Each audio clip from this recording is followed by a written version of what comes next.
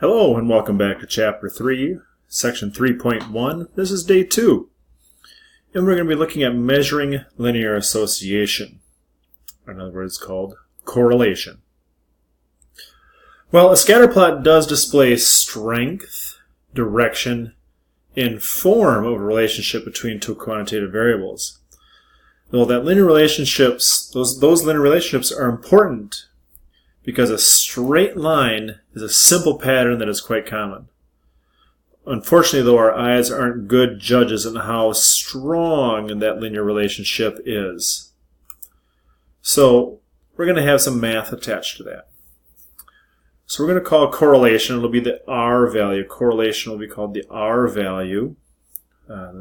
So it's also called the correlation coefficient. And it measures the direction. The direction will be measured by either a positive number or a negative number. And then the strength of the linear relationship. That R value is always between -1 and 1. If it's above 0, that's a positive association. If the R value is negative, or if it's less than 0, that's a negative association. And values near 0 indicate a very weak linear relationship. We can't really tell if there's a linear pattern at all to the data. The strength of the linear relationship increases as R moves away from 0 towards -1 or 1. So in other words, as we go from 0 to +1, the relationship becomes a stronger positive relationship. As you move from 0 to -1, it becomes a stronger negative relationship. And again, just to review, a positive association would have dots that would be looking roughly something like that. And a negative association, you have dots that are going in a downward pattern. So the extreme values of R being exactly -1 or R being exactly +1 are only if it's perfect linear relationship. This would be a perfect negative linear relationship. This would be a perfect positive linear relationship. So just kind of get an idea of what some of these patterns look like without any scales on the graphs. Again, we'd be looking at here, can't really see a pattern if it's going positive or it's negative. So that's what a correlation value of R of equals 0 be. This one you can see that it's slightly, you can see that it's probably going down in that general direction. But the dots are really, really scattered. You can't really see a tight relationship with that. But it is going down, so that is negative. But we're going to probably put it closer to 0 than we are to the -1 in terms of its strength. This one here, you can certainly tell that that pattern of dots is going positive. And they're a little bit tighter. They're a little bit tighter to that line. So, again, I would certainly say it's positive, but it's not really perfect. It's not really, really tight to that line. So probably somewhere in the middle, about 0.5. And kind of that same idea here. Now we're getting, again, this is a little tighter going negative than what this third graph was. This is a lot tighter going positive than what the 0.5 was. So again, we're going to get closer to the 1 value. And again, now this is really, really tight. This is really, really tight. So that's got a again, negative value because it's going down. But 0.99, very close to 1. All the dots are almost on that line. Well, if we're actually going to calculate the correlation coefficient, the R value, it's really kind of complex. What we just need to do is we just need to make sure we know how to use our calculator to find that R value. Because if we look at the formula for that, we're looking at are some means and standard deviations of the X bars and standard deviations and etc. So really kind of a complex formula that I'm sure you don't really want to memorize and sure you don't really want to use. But basically what it is taking each individual X value, each individual point X value, minusing the mean of those X's, and divided by the standard deviation of those X's, and multiplying it by this paired Y coordinate minus the mean of the y's divided by the standard deviation of the y's.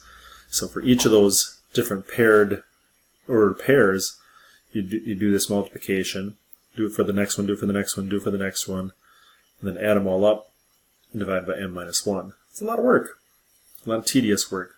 So you won't be held responsible to know this formula on the AP exam, but you should know how to use your calculator, and we'll show how to do that too in one of the calculator videos that are available on Schoology. Here's some facts, though, about correlation. So how it behaves is a lot more important than the actual formula. So here are some facts. Correlation makes no distinction between explanatory and response variables. There's no distinction between the two. The R value is just the strength and direction of the relationship between two variables. We don't necessarily know which one is explanatory and which one's response. The R does not change when we change the units of measurement. So in other words, if we went from centimeters to inches, the R value wouldn't change. The correlation itself has no unit of measurement. So when we find this R value, we don't say it's so many units. It's just a number. It's just a relationship that helps us identify the direction and the strength of our correlation. So no units. Some things to be aware of, some cautions. Both variables have to be quantitative. There have to be quantitative variables for us to compare to be able to do the correlation. It does not describe curve relationships, no matter how strong the relationship is. So, in other words, if we had some data that did something like this, we can certainly see that there's a relationship with that data, but correlation does not describe this relationship. It cannot describe a curve relationship. This only describes a linear relationship. It's also not resistant, so the R value is strongly affected by a few outlying observations. So for example, in a data set, you might have something like, it's going like this, and if I've got a point that's way up here, that's going to change. Without that point, you probably have a relationship that looks like this, but that point can actually pull it up and can have a strong effect on the R value and the strength of that relationship. And again, it's not a complete summary of the two variable data. Again, there's lots of other measurements we do besides just finding the R value. So let's practice. If I look at this data, again, I can see that the direction here is positive, certainly going up as we read left to right. Strength is probably moderately strong. Probably give that somewhere around a 0.8, 0.9 in terms of how close those dots are. So it'd have a strong positive correlation between the number of boats registered in Florida and the manatees killed. So in other words, as the number of boats increased, the number of manatees killed by the boats increased.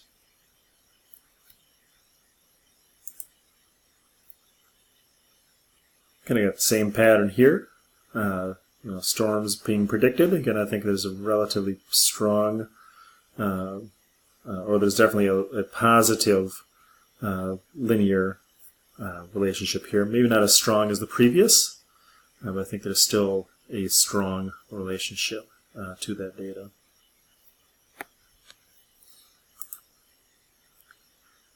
We'll look at this data between the healing rate of one limb versus the healing rate of a second limb. So in other words, a wound on your left arm healing versus a wound on your right arm healing. Is there any correlation to that? And I really can't see a pattern if that's going up or down. So I'd say there's really no linear correlation. Probably got an R value close to 0 here.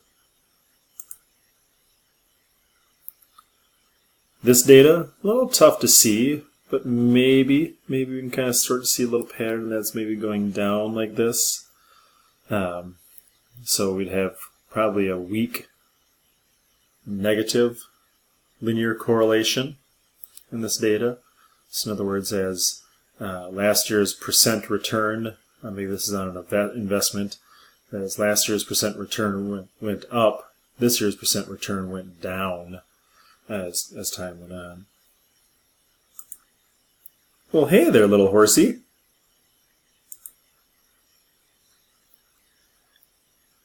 So in section 3.1, we should know explanatory and response variables, in other words, x in the y variables, when we're creating our scatter plot. This on our x-axis and y-axis, and we're plotting different x, y coordinates onto our graph. So we're going to know how to make a scatter plot. We're just going to demonstrate it here. Make sure you understand the direction. Okay, so positive or negative.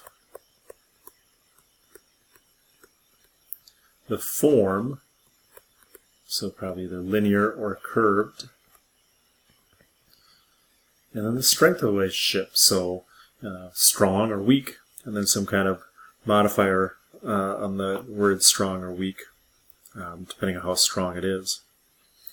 And then also make sure that you are identifying if there are any outliers.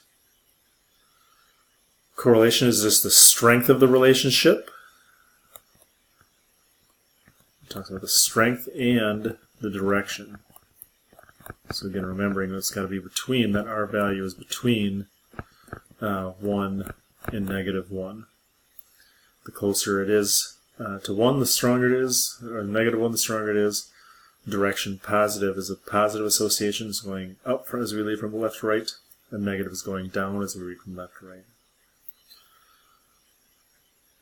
So outliers can certainly influence that.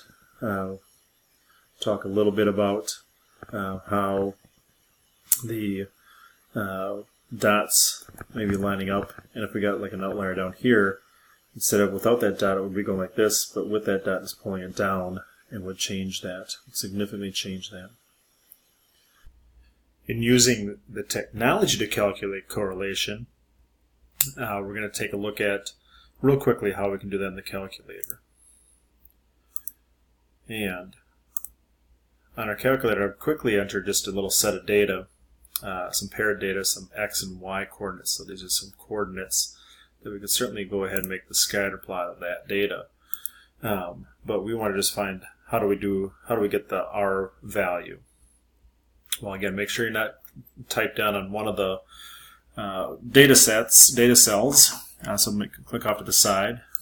We go Menu, and then to Statistics, Stat Calculations, and then we're going to choose this one called Linear Regression, the A plus BX.